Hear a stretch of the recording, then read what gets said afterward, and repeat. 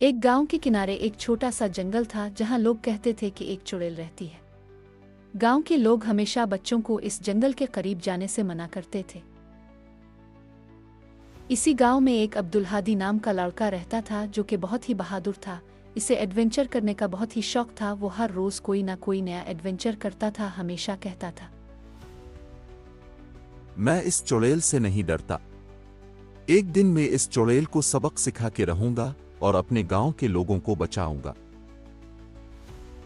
एक दिन अब्दुल हादी ने फैसला किया कि वो इस जंगल में जाकर चुड़ैल का सामना करेगा। इसने अपना बैग बांधा, जरूरत का सामान लिया, एक लाठी और एक शीशा उठाया और जंगल की तरफ चल पड़ा।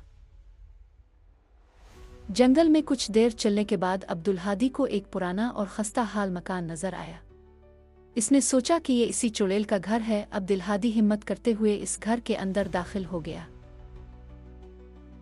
जैसे ही अब्दुल हादी इस मकान में दाखिल होता है तो एक खौफनाक आवाज आती है, कौन है जो मेरी सल्तनत में आया है? अब्दुल हादी ने जल्दी से आईना निकाला और आवाज की समत में रखा। जैसे ही चुड़ैल ने खुद को आईने में देखा, वो चीख मारकर पीछे हट गई। वो आईने में अपना बदसूरत चेहरा देखकर खौफजदा हो गई थी। अब्दुल हादी ने जादुई चाक से एक दायरा बनाया और उसके अंदर खड़ा हो गया। चुड़ैल ने बहुत कोशिश की कि वो दायरे के अंदर आकर अब्दुल हादी को पकड़ सके, लेकिन जादुई दायरा इसे रोक रहा था। अब्दुल हादी ने चुड़ैल से कहा, मैं तुमसे डरने वाला नहीं हूँ। अगर तुम मुझे और मेरे गांव को तंग करना छोड़ दोगी तो मैं तुम्हें आज़ाद कर दूंगा।